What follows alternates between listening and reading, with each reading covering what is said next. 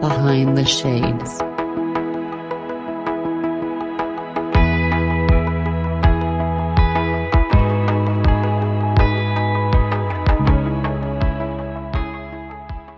I am Isaac Murden. First of all, I want to say thank you for having me today.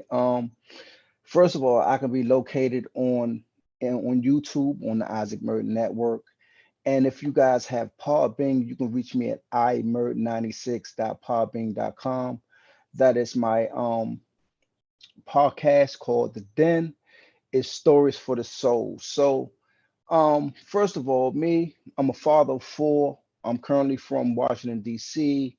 Um, I work for a medical hospital here in New York City. And what I do, I'm a clinician and I oversee a rehab unit in New York. And what we do is we try to guide and help individuals that suffer from alcohol and substance abuse, violence prevention, back into the community, transitioning back into different rehab programs, outpatient treatment programs, housing programs, long-term treatment facilities, and everything else that's associated with getting men and women back to society so they can be productive members of society. So that's just a little piece of what I do. Perfect. Thank you for sharing. It sounds like you have quite the what's the word I want to look for? It's like you have quite the food on your plate, as they would say, right? Like you're helping so many other people in this life. So how did you get into that? Well, actually, me personally, I'm a recovering addict myself, and it was something that just fell into my lap once I moved here to New York. And I started off in mental health. I did mental health for about 4 or 5 years, and then I started working at a level 2 facility for children called Lincoln Hall. I'm currently an administrator there. I'm still working there part time on the weekends. And then from there, I got into substance abuse, which was very rewarding because for one, I can relate to it, and for two, it was challenging. And I've been doing that now almost 25 years also. So yes, my plate is pretty full, with the work and then being a full-time dad and a full-time husband, as you know, it just doesn't stop. But you know what? I never complain and I'm loving every minute of it. Working with those who are recovering from addiction and things of that nature, you must come across many parents who are trying to bounce back and make sure they're clean or at least in a position to continue to be the parent that they would always wanted to be. Have you come across that type of scenario as well? I come across those types of scenarios every day. 80% of our population is men, and 75% of the population that are men, they are fathers, and due to addiction has taken them away from their fatherly responsibilities. And you know when you're talking about addiction and dealing with addiction, it's either one or the other. It's either your addiction or trying to be a parent, productive citizen in society, husband, boyfriend, partner, whatever the case may be. And many times they choose their addiction. So what happens is many of these fathers are out of the homes, out of their kids' life. And one of the things that come up a lot of times in our group sessions is fathering. They talk about how much they've been out their kids' life, and many of them talked about how their kids has turned out to be just like them. I know when I speak to a few people who are recovering from addiction, they tell me a story, and sometimes it's painful to hear that you don't beat it, meaning that you don't ever get rid of it. It's something that you have to continue to walk that path and walk that journey to remain away from the addiction. Is that accurate to say? It is very accurate. Addiction is a lifelong process. It's an everyday process. For some individuals, it's an hourly process, and it's a minute process, depending on where you are in your addiction.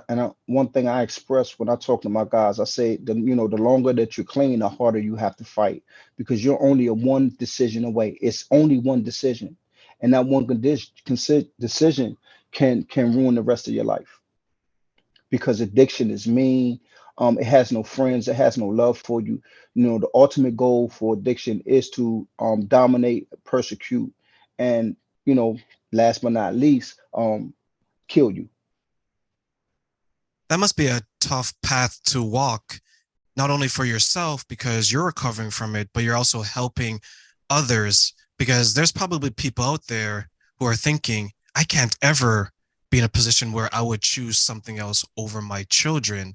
But you don't know what that person is going through because that's how strong that addiction and that scenario is. What are some of the ways that maybe someone like me who doesn't maybe suffer from an addiction can understand and be a resource to those who are recovering from addiction and trying to be the best father or mother that they want to be?